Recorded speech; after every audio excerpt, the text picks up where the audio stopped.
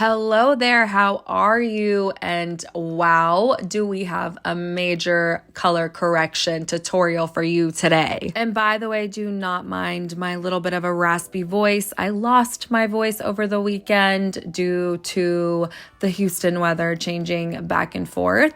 And so it's just starting to finally come back. So my girl Daisy has been with me for a few years now, and before we transitioned into this copper color, we had her to about a level 9-10 blonde. So back in August, she decided to go for a major change, and I was absolutely here for it. And she actually stuck with this copper a lot longer than I expected her to, because you know when your blondies make any kind of change, they usually have that instant regret and they're texting you like 2 weeks later telling you they want to go back. So we have about 3 to 4 layers of some Joico permanent coppers and some Pravana orange. And in between her refresh appointments, she was using either Overtone or Viral shampoo in the orange or copper tone. And if you're familiar with those, they are very much like a stain. So sometimes they can be more difficult to remove than the actual permanent color. So I always like to start any type of color correction / color removal process with the color remover before I even think about touching lightener. And in this tutorial, we're going to be using Schwarzkopf color remover. And I started with 7 volume and worked my way up to 20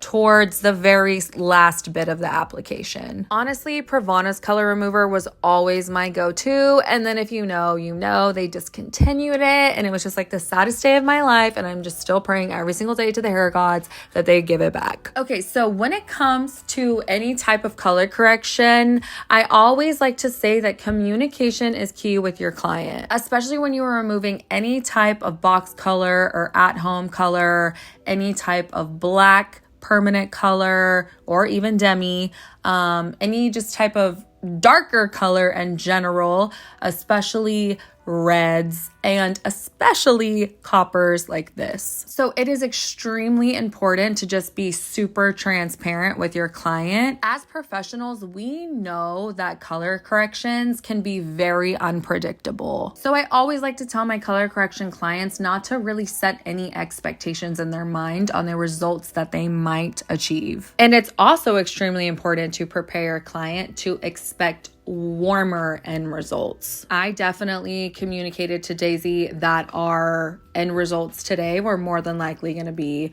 much more of a warmer, golden toned, darker blonde. Daisy is very much used to her level 9-10 icy white platinum blonde. So it's super important that I communicated that to her, because then she knows what to expect. And when you're flipping them around to the mirror, they're just not like overwhelmed or upset because they didn't get the blonde that they're used to or that they wanted, because you prepared them that they were going to have to go through the process. I always tell my clients when we're doing any type of color correction and our end goal is to be a brighter blonde, to prepare to go through those stages. You're going to go through those warmer stages. You're going to go through the stages where you might not love the tone that you have at that time. But guess what?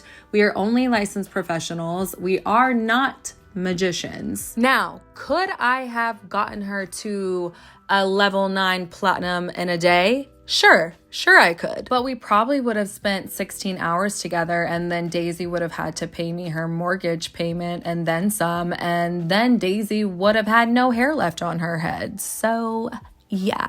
We'll take some warmth for a few appointments. Now, we are definitely making sure we are combing through for saturation, because saturation is extremely important. If you know, I am super OCD about saturation. And we are applying this only on the previously colored areas. And then I'm just gonna drape that little color cape over top just to kind of give us a little bit of heat up in there, and it's gonna process for 20 minutes. Once that's done processing and we have her all rinsed and ready to go, we are gonna start a full wet lightening session on her. So this is how it was looking as it was processing. We were basically transitioning into a lighter copper. So we're gonna rinse that out, and then I'm gonna shampoo her with a good clarifying shampoo, and I used Malibu's undo shampoo for this. I have a lot of people ask me why I don't use Malibu's CPR color remover, and it's just because the few times that I've tried it, honestly, it just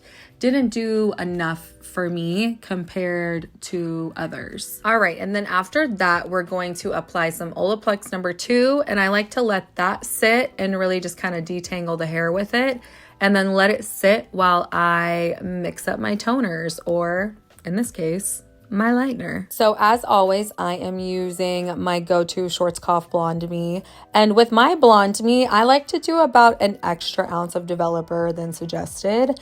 I believe it's 1 to 1.5, but I like to do 1 to 2 or maybe even a little more because I prefer my lightener a little bit runny. I don't like thicker textured lightener because I just don't get the same saturation as I do when my lightener is a little bit more thin. Okay, so something that's also extremely common when I'm doing any type of color correction / color removal process is I will do wet lightening versus a full on platinum card foil or a full foliage or baby light or balayage or whatever. And the reason why is because 9 times out of 10 that color corrective client is already dealing with some porosity issues or could run into potential damage if you're doing any full on dry lightening or like heavy foiling. So doing this application wet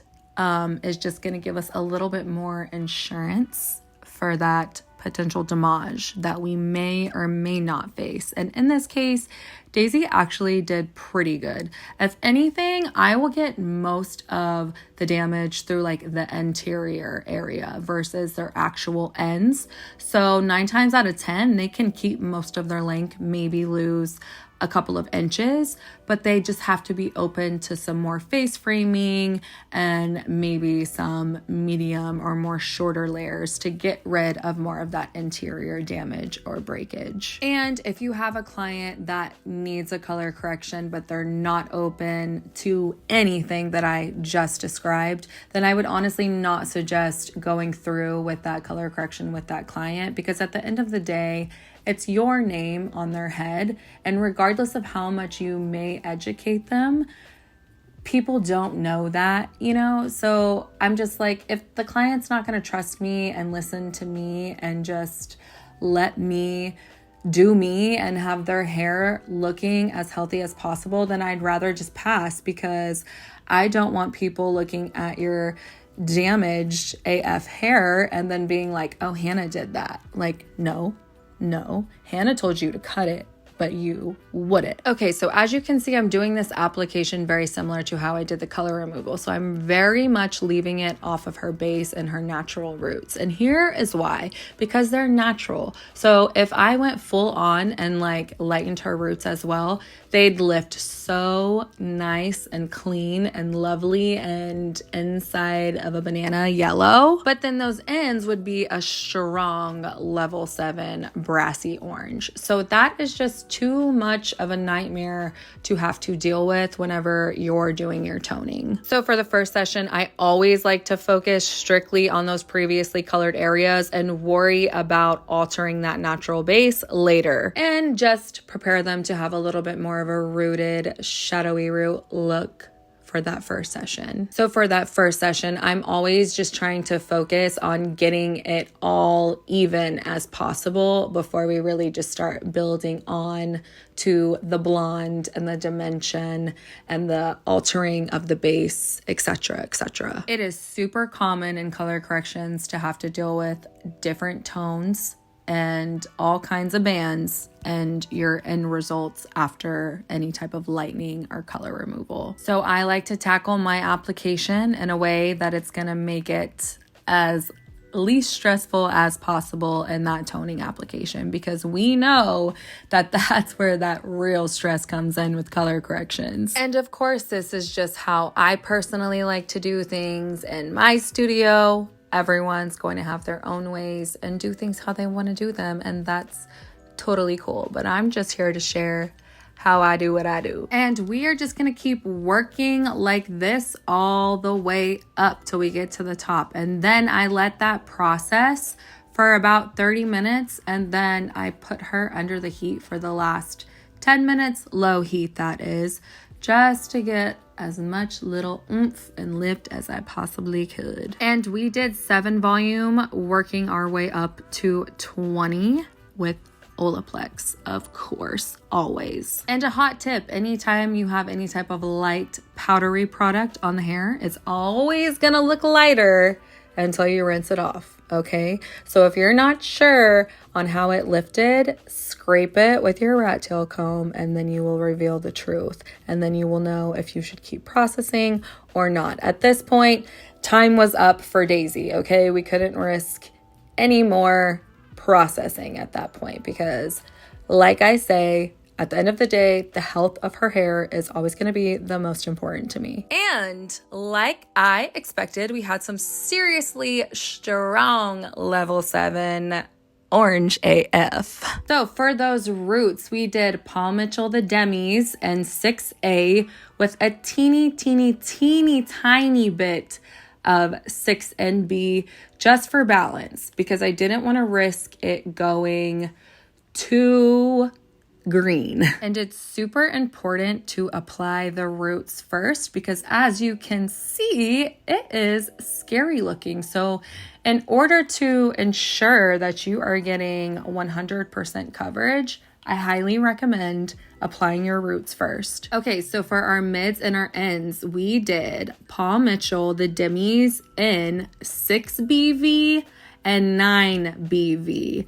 So they don't have a 7, obviously. So we did 9 and 6 to create pretty much a 7. Really, maybe closer to a 7.5, but either way, it was going to do the job. BV stands for blue violet. So blue violet is going to be a lifesaver when you're dealing with this kind of brass or warm. Blue and violet together also provide a bit of balance and you don't have to worry about it going too blue or violet. And I also added the teeniest like little drop of Redken Shades EQ 9AA just for a bit of balance as well. It's definitely okay to intermix Paul Mitchell and Shades EQ because they're both demis and they're both liquids. I do this often with Paul Mitchell, Shades EQ, and Joico Lumi Shine. Process for 20 minutes and here are our end results. Definitely on the warmer side, the more golden blonde side, but that BV definitely put in some work and I am here for it. And look how healthy her hair and her ends look. Thank you so much for watching and don't forget to subscribe if you want to see more tutorials like this.